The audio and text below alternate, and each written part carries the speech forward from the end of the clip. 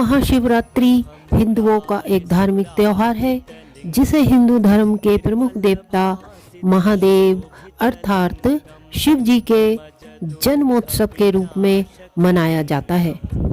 इसके अलावा कई स्थानों पर इस दिन को भगवान शिव के विवाह से भी जोड़ा जाता है और ये माना जाता है कि इसी पावन दिन भगवान शिव और मां पार्वती का विवाह हुआ था। तो दोस्तों, भगवान शिव को कई नामों से जाना जाता है। बाबा भोलेनाथ, देवों के देव महादेव, भगवान शिव शंकर, महादेव, कैलाशपति आदि। भगवान शिव के जीवन की कहानी जितनी सरल है उतनी ही अद्भुत तथा रोमांचक भी है।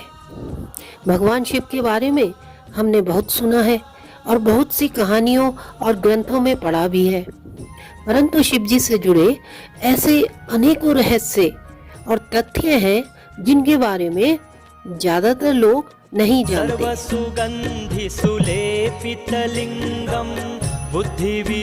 जैसा कि भगवान शिव का स्वरूप बाकी देवताओं से अलग क्यों है, वे अपने शरीर पर भस्म लगाते हैं, तो ऐसा क्यों होता है। तो आज हम आपको इसी तरह के भिन्न भिन्न रहस्यों के बारे में बताएंगे। आशा है कि आपको ये अवश्य पसंद आएंगे। हेलो दोस्तों, आप सबको शिवरात्रि की ढेर सारी बधाई। दोस्तों, भगवान शिव के अनेकों रूप व प्रसंग हैं, जिसमें से एक है शिवलिंग निराकार रूप को दर्शाता है।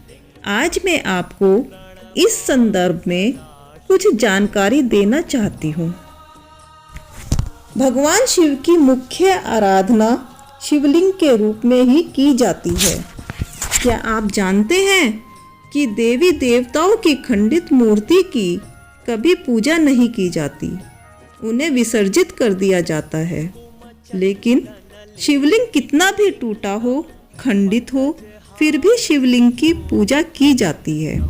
इसलिए भोलेनाथ का हर शिवलिंग उनके निराकार रूप को दर्शाता है।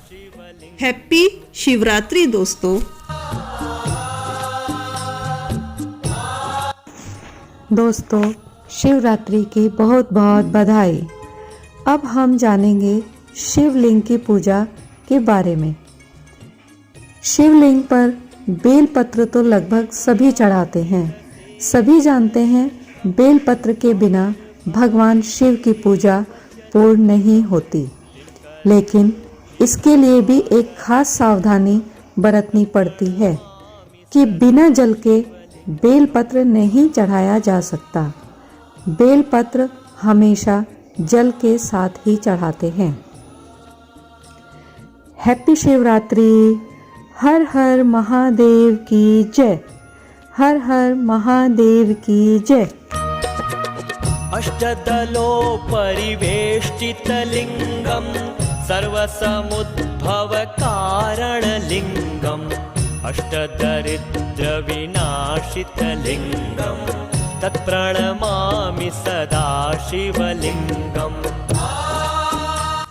दोस्तों, शिवलिंग की पूजा में शंख का प्रयोग नहीं होता है और ना ही शिवलिंग पर कभी शंख से जल चढ़ाया जाता है, क्योंकि भगवान शिव ने अपने त्रिशूल से शंख चूर्ण को भस्म कर दिया था और शंख चूर्ण की हड्डियों से ही शंख बना था।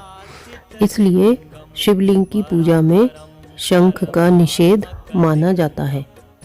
प्रणमामि सदा शिवलिङ्गं तत्प्रणमामि सदा शिवलिङ्गं तत्प्रणमामि सदा शिवलिङ्गं। दोस्तों, आज हम शिवरात्रि पर भगवान शिव की कुछ अद्भुत बातें सुन रहे हैं, जिसमें एक है कि हिंदू धर्म में गंगा नदी को, जैसा कि आप सभी जानते हैं, सबसे पवित्र माना गया है।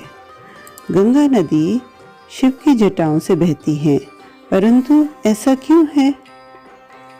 देवी गंगा को जब धरती पे उतारने का विचार आया तो एक समस्या उत्पन्न हो गई।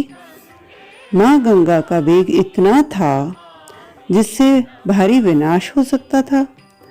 तब सभी देवी देवताओं ने भगवान शिव को मनाया कि वे पहले गंगा को अपनी जटाओं में बांध लें, फिर अलग अलग दिशाओं से धीरे धीरे उन्हें धरती पर उतारें। इसी कारण से माँ गंगा शिव की जटाओं में रहती हैं। शिव जी का गंगा को धारण करना यह दर्शाता है कि शिव न केवल संहार करते हैं अपितु पृथ्वी का कल्याण भी करते हैं। हैप्पी शिवरात्रि दोस्तों, आपका दिन मंगलमय हो।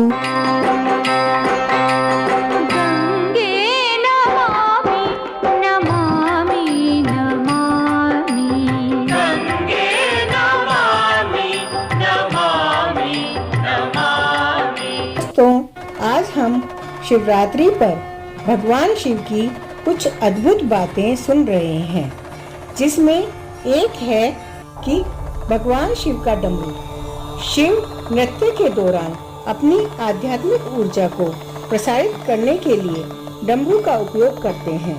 ऐसे ही ब्रह्मांड में संगीत का प्रसार करने के लिए महादेव ने नृत्य करते हुए 14 बार डमरू बजाया था, जिससे माहेश्वर सूत्र यानी संस्कृत व्याकरण का आधार प्रकट हुआ था और इस ध्वनि से संगीत के छंद, ताल आदि का जन्म हुआ। भगवान शिव के डमरू से ही ओम की आध्यात्मिक ध्वनि पैदा हुई, जो सभी जीवित वस्तुओं में मौजूद है और ब्रह्मांडीय ऊर्जा का एक स्रोत है। हैप्पी शिवरात्रि दोस्तों।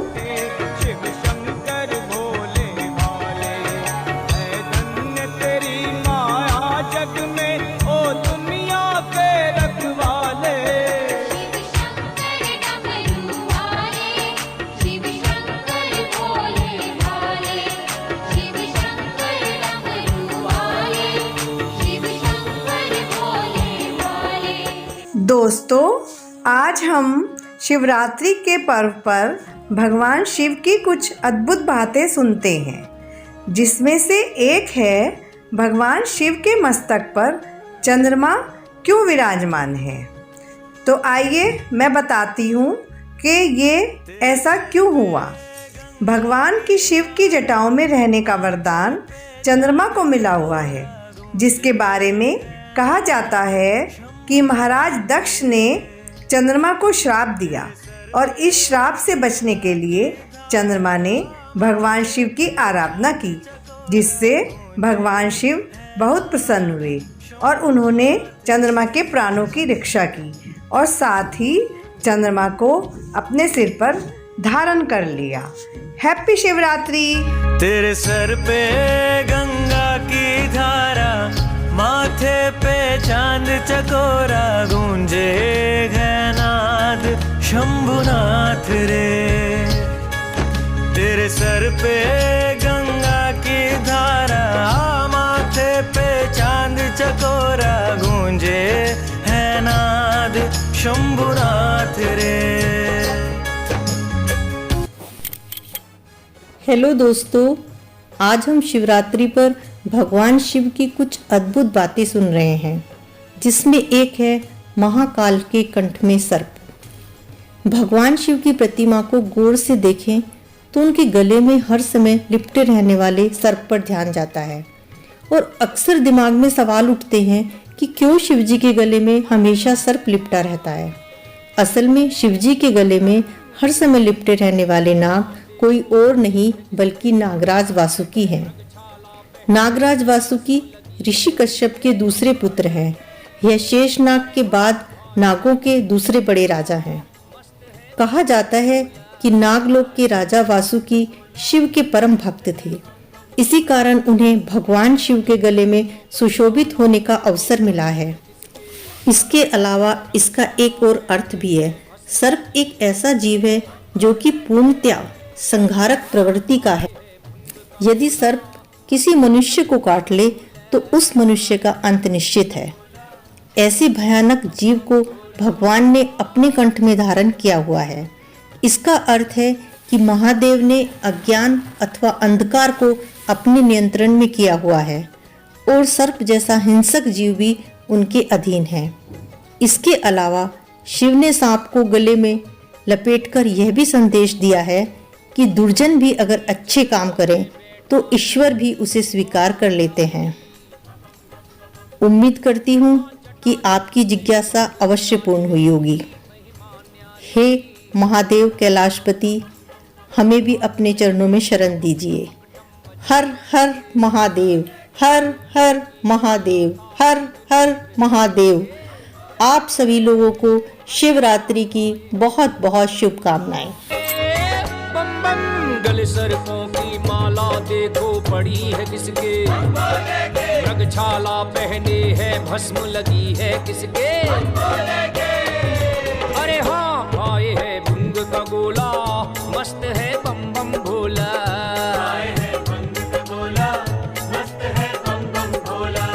दोस्तों आज हम शिवरात्रि पर भगवान शिव की कुछ अद्भुत बातें सुन रहे हैं, जिसमें एक है कि भगवान शिव के तांडव के बारे में सबने सुना है।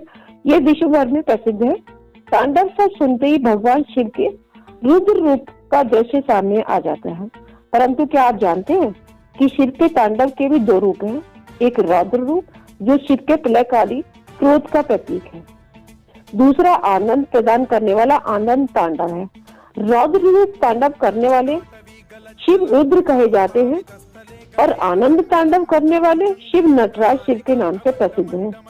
इसलिए कथक, भरतनाट्यम आदि नृत्य करते वक्त भगवान शिव की नटराज मूर्ति रखी जाती है। हैप्पी शिवरात्रि दोस्त। जटाकटाह संभ्रम भ्रम निलिम्ब निर्झरी विलोल वीचि वल्लरी विराजमान मूर्धनि धगत् धगत् धगत् ज्वलल्ललाट पट्ट पावके किशोर चंद्रशेखरे रति प्रतिक्षणम्।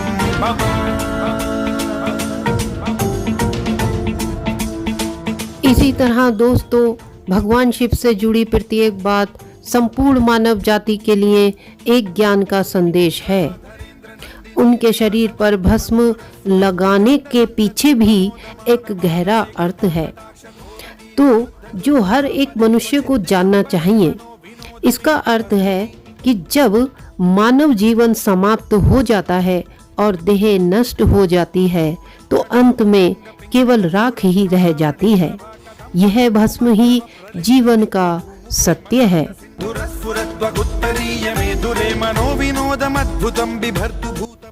सरल शब्दों में कहें तो यह जीवन, यह संसार, यह मोहमाया सब कुछ राख के समान है।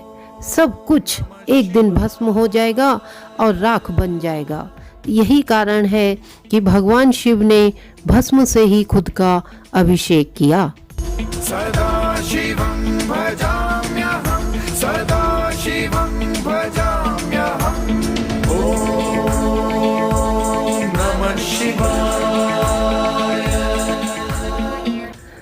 और अब जानते हैं दोस्तों महाकाल का तीसरा नेत्र क्या है। वह यह है कि तीसरा नेत्र ज्ञान का प्रतीक माना गया है। जब यह नेत्र खुलता है तो संसार में अज्ञानता को समाप्त करता है। आध्यात्मिक दृष्टि से देखा जाए तो शिव का तीसरा नेत्र भौतिक दृष्टि से परे संसार की ओर देखने का संदेश देता है। महादेव का यह नेत्र बोध कराता है कि व्यक्ति जीवन को वास्तविक दृष्टि से देखे। शिव जी का यह नेत्र पांचों इंद्रियों से परे तीनों गुण सत्य, रज और तम, तीनों काल, भूत, वर्तमान और भविष्य, तीनों लोक, स्वर्ग, पाताल और पृथ्वी का प्रतीक है। इसलिए शिव जी को त्र्यंबकम भी कहा जाता है। तो वास्तव में तीसरा नेत्र का यही अर्थ है कि जीवन को अधिक गहराई से समझना और जीवन को एक नई नजर से देखना।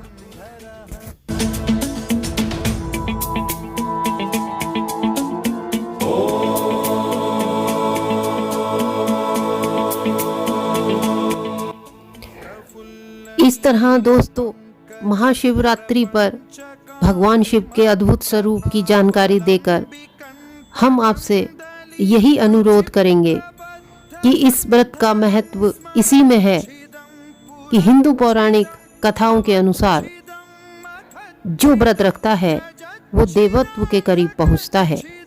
इसका मतलब आध्यात्मिक ज्ञान के लिए किया गया जागरण गहरी नींद से किसी को जगाने के लिए संदर्भित है, और जो लोभ, वासना और सांसारिक मुसीबतों के द्वारा संचालित है, जिससे हमको छुटकारा पाना चाहिए।